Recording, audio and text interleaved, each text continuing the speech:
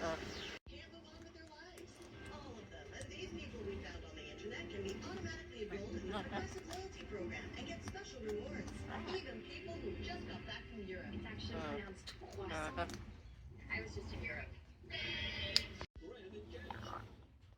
extraordinary sight on the coast of Australia, a humpback whale and a calf following a pod of dolphins. Local researchers believe the dolphins may have been leading the whales back to their migration route.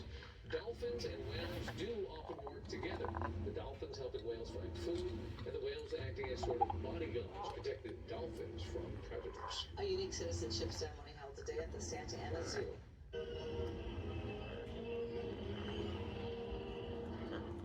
U.S. Citizenship and Immigration Services presented citizenship certificates to 25 children during a special Halloween-themed ceremony.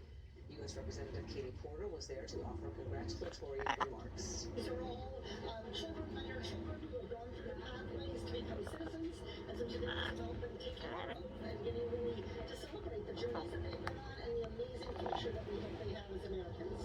The kids range in ages between 2 and 13 years old, and they come from 8 different countries around the world. They were able to obtain their citizenship through their naturalized parents or adoption. All right. Well, thanks for joining us, Robin. As news at 4 o'clock. Up next, it's Monday Night Football, the Las Vegas. Last year, what carried this offense was their ability to run the football. The offensive line hasn't been quite as good.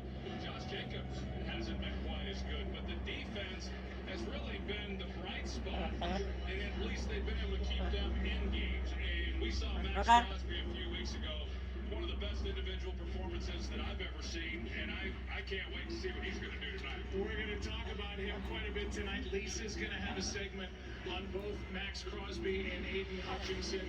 We can't wait. Let's take a look at the divisional standings for the NFC North.